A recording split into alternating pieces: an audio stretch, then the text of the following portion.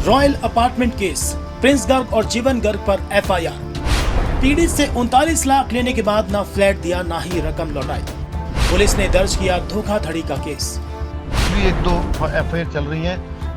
अभी 10 साल बाद 2022 में इसने जो फ्लैट थे, बिके हुए फ्लैट, उस फ्लैट की जमीन को बेच दिया। जीरकपुर के पीर मुच्छला स्थित रॉयल अपार्टमेंट हाउसिंग प्रोजेक्ट में बड़ी कार्रवाई सामने आई है।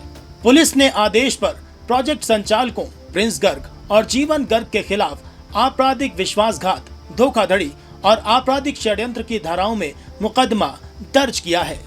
शिकायतकर्ता वेद प्रकाश गोयल निवासी सेक्टर 20 पंचकुला ने 2011 में रॉयल अपार्टमेंट प्रोजेक्ट में 40 लाख रुपए में फ्लैट खरीदा था। समझौते के मुताबिक 2012 में पोजेशन मिलना था। गोयल ने 39 लाख 15 हजार रुपए का भुगतान भी कर दिया था, लेकिन तय समय पर ना तो फ्लैट सौंपा गया और ना ही पैसे लौटाए गए। बाद में पूरा प्रोजेक्ट बैंक के कब्जे और ओटीएस स्कीम के जरिए Garg reality infra promoters LLP को बेचा गया और नाम बदलकर रॉयल अपार्टमेंट प्रीमियम कर दिया गया। पुलिस ने जांच पूरी करने के बाद वरिष्ठ अधिकारियों को रिपोर्ट सौंपी, जिसके आधार पर 24 सितंबर को एफआईआर दर्ज करने के आदेश दिए गए। अब पुलिस आरोपियों से पूछताछ कर रही है और प्रोजेक्ट से जुड़े दस्तावेज और भुगतान रसीदें खंगाल रही है। जांच का मकसद है कि पीड़ित को न्याय दिलाया जाए और पूरे घोटाले की सच्चाई सामने आ सके। अच्छा सर, ये जो अभी रॉयल अपार्टमेंट के बिल्डर पे एफआईआर हुई है, इसके बारे में सर पूछना था कि एक्चुअली क्या था ये मामला। मैम ये ना रॉयल अपार्टमेंट 2007 में इसको अप्रूव कराया था, 10 में बेच दिया था। तो जी 2010 में इसने 84 फ्लैट पास करवाए थे, जी। लेकिन 99 फ्लैट बेच दिए थे अच्छा जी। और ये बहुत बड़ा फ्रॉड करके भाग गया। फिर इसको पुलिस ने पकड़ा तो इसके ऊपर 24 के करीब एफआईआर दर्ज हो गई थी। अच्छा जी। वो चलती रही, अभी भी एक दो एफआईआर चल रही हैं। अभी 10 साल बाद 2022 में इसने जो फ्लैट थे, बिके हुए फ्लैट, उस फ्लैट की जमीन को बेच दिया। अच्छा। अब वो जमीन बिक गई तो सारा इलीगल हो गया। उसमें रजिस्ट्रियां हुई, जो रजिस्ट्रियां भी जो है कोर्ट के मतलब स्टे ऑर्डर के बावजूद रजिस्ट्रियां तहसीलदार ने कर दी।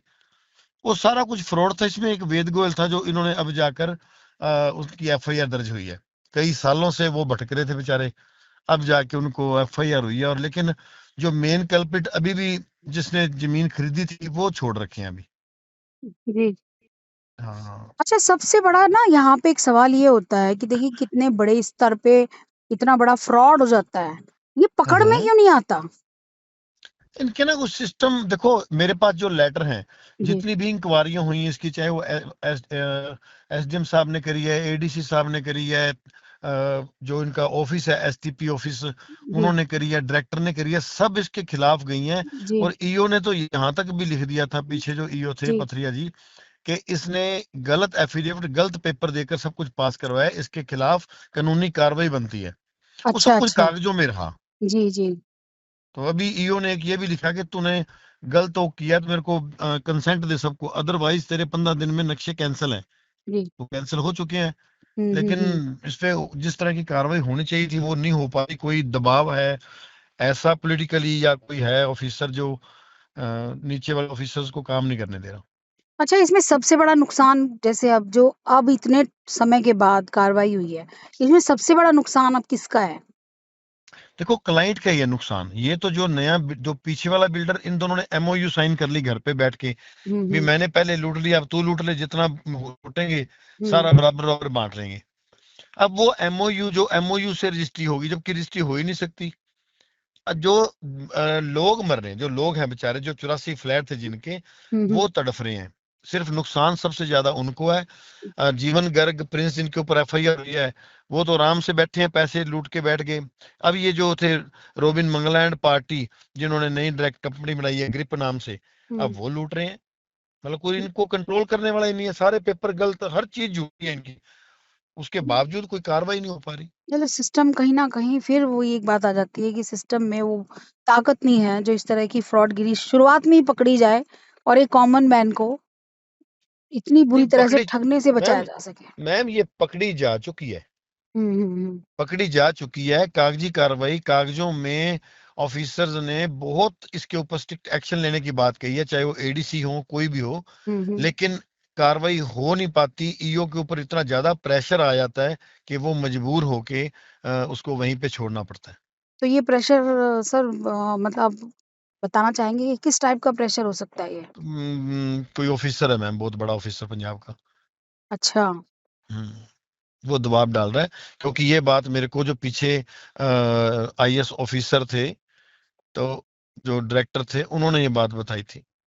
जब उसके वो इतना, आप ये सोचिए कि आईएएस ऑफिसर के ऊपर प्रेशर हो सकता है, कितना बड़ा ऑफिसर होगा जिसका हिस्सा इसके अंदर। तो मतलब भगवंत मान सरकार तो पूरी तरीके से लगी हुई है कि एक कॉमन मैन, एक आम आदमी ज़्यादा से ज़्यादा फ़ायदा उठा सके, लेकिन समझ नहीं आ रही, बिल्कुल इस बात की नहीं कहीं न समझ आई कहीं कि इस हाँ, पे ऐसा कार्रवाई कुछ क्यों नहीं हो पा रही। लेकिन अभी मेरे को पता लगा है, अभी हुँ, फ्राइडे को पता लगा है हुँ, कि इसका लाइसेंस कैंसिल करने के लिए ईओ ने लिख दिया एडीसी को शायद। ओके। हाँ, अगर चलिए लिख बहुत दिया तो अच्छी बहुत बात बड़ी है खबर। कि अधिकारी हाँ, चाहे उनके देर में पकड़ में आई हैं, लेकिन उन्होंने सख्ताई से इसके ऊपर कार्रवाई की है। हाँ, तब ये कार, ओह, अगर ये लाइसेंस कैंसिल होता तो लोगों को न्याय जरूर मिलेगा।